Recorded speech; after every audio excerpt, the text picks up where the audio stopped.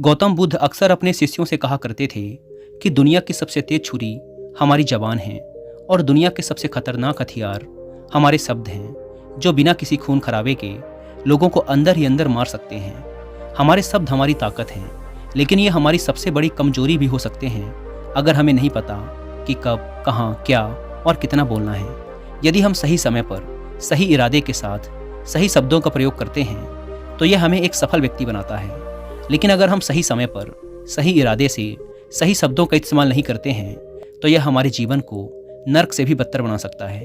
तो आज मैं आपको मौन के ऊपर एक कहानी सुनाऊंगा और यह कहानी आपके जीवन को बदलने वाली है, आपको मौन की शक्ति का एहसास करवाने वाली है। जापान में एक बहुत ही प्रसिद्ध बौद्ध भिक्षु हुए, उनका नाम था रिझाई।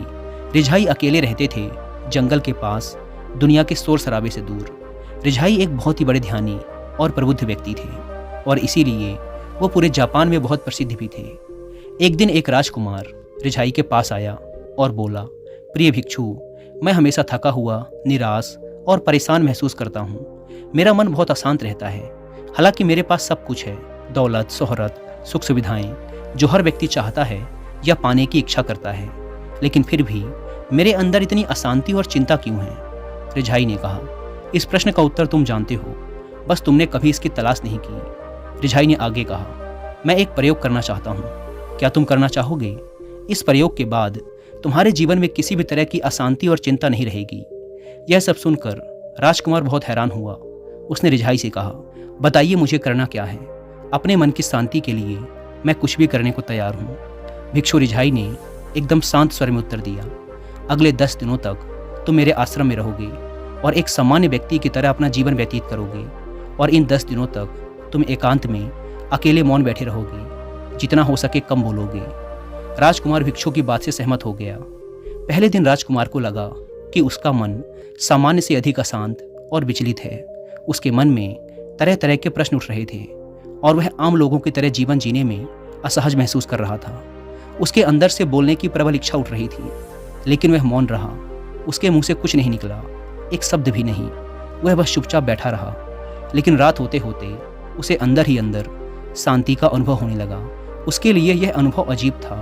वह खुद से पूछ रहा था कि वह अंदर ही अंदर खुशी क्यों महसूस कर रहा है और उसकी आंतरिक बेचैनी और चिंता कम क्यों होने लगी है। अगले दिन राजकुमार एकांत में चुपचाप बैठा प्रकृति को निहार रहा था, पौधों को, फूलों को, आकाश में उड़ रहे पक्षियों को। वह अपने जीवन में पहली बार महसूस कर रहा था कि उसके आसपास की प्रकृति कितनी अद्भुत है। वह दिन भर प्रकृति की सुंदरता को देखता और उसकी शांति को महसूस करता रहा। इस तरह से एक हफ्ता बीत गया और अब तक उसके मन की सारी बेचैनी, सारी हलचल, सारी उथल पुथल और सारा तनाव एकदम गायब हो गया था। 8वें दिन की सुबह राजकुमार फिर से एकांत में बैठ गया और कुछ ही मिनटों में उसकी आंखें अपने आप बंद हो गई और वह गहरे ध्यान में चला गया। वह पूरे दिन वहीं आंखें बंद किए बैठा रहा और गहरे ध्यान में डूबता चला गया। ना कोई शब्द, ना कोई चिंता। राजकुमार भीतर से असीम शांति और आनंद से भर गया। राजकुमार अपने बाकी के 2 दिन इसी तरह गहरे ध्यान में व्यतीत करने के बाद 11वें दिन रिझाई के सामने प्रस्तुत हुआ और रिझाई को प्रणाम करके बोला, प्रिय भिक्षु, मुझे उत्तर मिल गया कि मेरे मन में इतनी उथल पुथल और चिंता क्यों थी। मैं जान गया कि मेरा मन इतना अशांत और विचलित क्यों था। रिझाई ने मुस्कुराते हुए पूछा, बताओ क्या उत्तर मिला तुम्हें? राजकुमार ने कहा, मैं आवश्यकता से अधिक बातें करता था।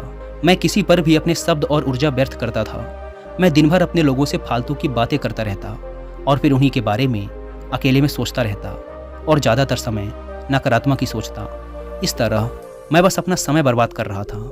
ज़्यादा बोलने और नकारात्मक सोचने की वजह से मेरा मन अशांत और बेचैन हो गया और इस वजह से मैं किसी भी चीज़ पर ठीक से काम नहीं कर पा रहा था, जिससे फिर मैं लगभग हर काम में असफल होने लगा और फिर इन लगातार मिलने वाली असफलताओं की वजह से मैं और भी उदास और चिड़चिड़ा हो गया और इसने मेरे जीवन को नष्ट कर दिया।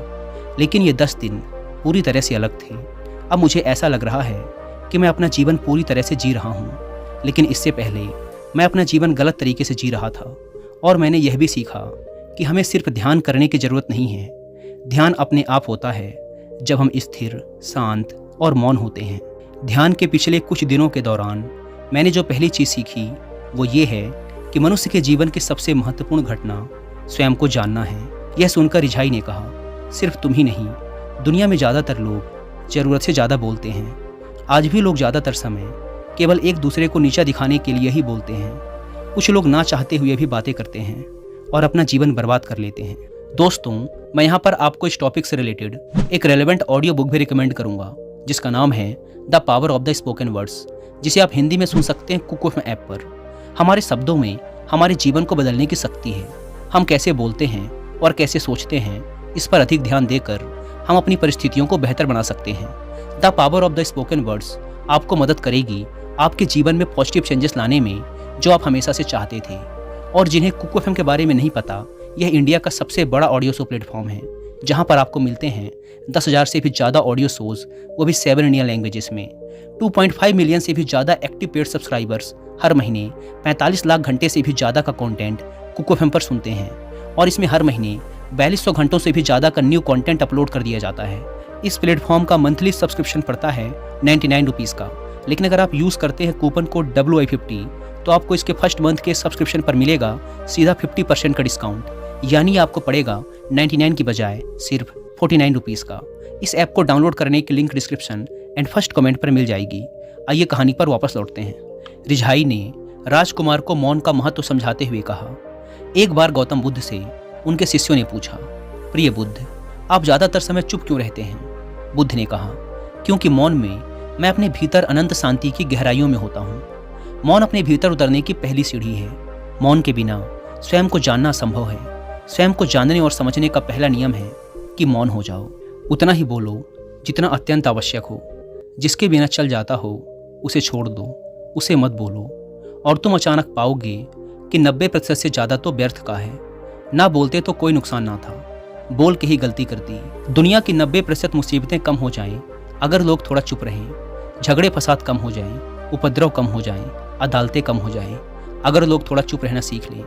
संसार की बहुत सारी समस्याएं, बहुत सारा उपद्रव सिर्फ बोलने से पैदा होते हैं। सारी बात मौन सीखने की है। जब तुम नहीं बोलते तब तुम एकांत में अकेले हो गए, भरे बाजार में भीड़ में खड़े हो। नहीं बोलते हिमालय के शिखर में पहुंच गए। जिसने मौन की कला जान ली वो भीड़ में भी अकेले होने की कला जान लेता है। वो अपने भीतर ही डुबकी लगाने लगता है। एकांत में तो आदमी स्वर्ग में है। दूसरे की उपस्थिति ही बेचैनी पैदा करती है। पहले तो मौन को साधो। पहले तो अपनी ऊर्जा को मौन में उतरने दो, गहराने दो मौन को, और उस स्थिति में पहुंचो कि बोलते ही लगे बेईमानी हो गई। जब दूसरों की मौजूदगी से तुम ऊब जाओ, परेशान हो जाओ, तो उचित है कि आंख बंद कर लो और अपने में खो जाओ। वहाँ से पाओगे ताजगी, क्योंकि तुम्हारे जीवन का स्रोत वहीं छिपा है। वो किसी दूसरे में नहीं, तुम्हारे भीतर है। तुम्हारी जड़ें तुम्हारे भीतर हैं। आखिर कौन तुम्हें तुम्हारे भीतर लेकर जाएगा? कोई नहीं। तुम्हें स्वयं ही अपने भीतर उतरना पड़ेगा। इसीलिए अपने भीतर जाओ। वहीं परम राज्य है जीवन का, वहीं स्रोत है आनंद का।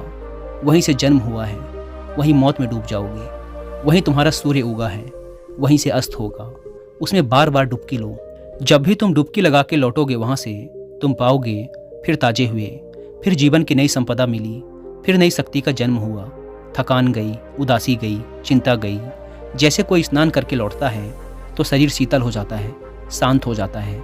ऐसे ही जब कोई भीतर से होकर वापस आता है, मौन में स्नान करके लौटता है, तो समस्त अस्तित्व, समस्त व्यक्तित्व शांत और मौन हो जाता है, आनंदित हो जाता है। जब तुम आंतरिक मौन की उस पराकाष्ठा पर पहुंच जाओगे, तब तुम पाओगे कि बोलने से भी तुम्हारा मौन खंडित नहीं होता, वह बना ही रहता है। उसकी एक अंतर्धारा लगातार तुम्हारे भीतर बहती रहती है। तुम बोलते तो हो, लेकिन अपने से छूटते नहीं। तुम शब्द का उपयोग भी करते हो, लेकिन वो तुम्हारे मौन को खंडित नहीं कर पाते। एक बार गहरे मौन में स्थिर हो जाओ, फिर तुम्हारी वाणी में भी सुगंध आ जाएगी। फिर तुम्हारी वाणी में भी एक विशालता आ जाएगी। तुम्हारा बोलना संगीतपूर्ण होगा, तुम्हारा बोलना सत्य होगा। तुम बोलोगे तो दूसरों पर भी शीतलता छा जाएगी। जैसे ही तुम अंदर से चुप होते हो, तुम इतने शक्तिशाली होने लगते हो कि समाज की निर्भरता तुम छोड़ने लगते हो, और तुम्हारे जीवन में एक मस्ती आती है जो केवल दीवानों के जीवन में होती है। तुम्हारे चेहरे पर एक नई रौनक आ जाती है। तुम्हारी आंखें किसी और ही ओज से भर जाती हैं, और तुम अनंत शांति के समुंदर में डूबने लगते हो। इतना कहकर भिक्षु रिझाई ने अपनी बात खत्म की और वो मौन में चले गए। राजकुमार भी उनका धन्यवाद कर अपने महल वापस चला गया। दोस्तों, आपने भी अनुभव किया होगा कि बहुत ज़्यादा बात करने से दिमाग अशांत हो जाता है, जिससे हम अपने दिमाग पर नियंत्रण खो देते हैं और साथ ही अपना ध्यान भी खो देते हैं। जो लोग बहुत ज़्यादा बोलते हैं उनके पास किसी एक काम पर ध्यान केंद्रित करने की काबिलियत नहीं होती। वो अपने किसी भी लक्ष्य पर पूरी तरह से केंद्रित नहीं हो पाते, और अगर हम केंद्रित नहीं हैं तो जीवन की सच्चाई को समझ नहीं पाएंगे और ना ही कभी मनचाही सफलता हासिल कर पाएंगे।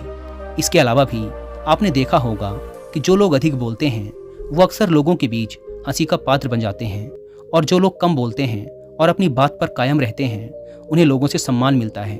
लोग उनकी बातों को सुनते हैं और उन पर भरोसा भी करते हैं। जो लोग ज़रूरत से अधिक बोलते हैं और अपने विचारों के बारे में पक्के नहीं होते, उनका दिमाग अस्थिर और विचलित रहता है, शोर से भरा रहता है, और एक अशांत दिमाग वाला व्यक्ति जीवन में किसी भी चीज़ में सफल नहीं हो पाता, क्योंकि वह किसी भी काम में फोकस नहीं कर पाता। यदि किसी व्यक्ति को यह पता है कि उसे कब, कहाँ और क्या बोलना है, तो वह व्यक्ति सच में बहुत बुद्धिमान है, और ऐसा व्यक्ति जहाँ भी जाता है उसका व्यक्तित्व आकर्षण का केंद्र बन जाता है और वह जो कुछ भी करता है उसमें सफल होता है। अगर हम किसी महान और सफल व्यक्ति के व्यक्तित्व को गहराई से देखें तो पाएंगे कि वो कम बोलते हैं और कम से कम शब्दों में अपनी बात खत्म कर देते हैं। वह बोलने से पहले वो चीज़ों और जिसके बारे में उसे बोलना है उनके बारे में गहराई से सोचते हैं। लेकिन जो लोग बहुत ज़्यादा बोलते हैं, बहुत बार वो झूठ भी बोलते हैं और अपनी बातों से दूसरों के मन और विचारों पर कचरा डालते रहते हैं। वो ज़्यादातर समय दूसरों की बुराई करते रहते हैं, इसीलिए उनके अपने भी उनसे नफरत करने लगते हैं और उनसे बचने की कोशिश करते हैं। हमारे भारतीय उपनिषदों में कहा गया है कि हमारे शब्द वास्तविक ब्रह्म शक्ति हैं। मौन से धैर्य आता है, धैर्य से ध्यान, और ध्यान से हम अपने जीवन के बारे में जागरूक हो जाते हैं। इसीलिए अगर हम ज़्यादा बात करते हैं तो हम मौन को खो देते हैं, जो मन की शांति का पहला स्तंभ है। दोस्तों, आज से हम भी मौन का अभ्यास करते हैं।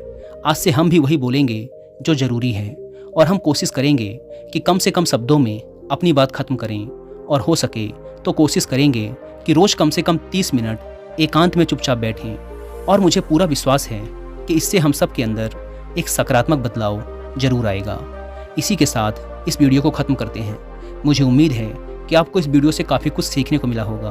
और जाने से पहले एक बार फिर याद दिला दूँ कि कुकू FM पर the power of the spoken words book की हिंदी ऑडियो बुक को सुनना ना भूलें, और मंथली सब्सक्रिप्शन पर 50% डिस्काउंट के लिए आप WI50 कूपन कोड का इस्तेमाल भी कर सकते हैं। धन्यवाद।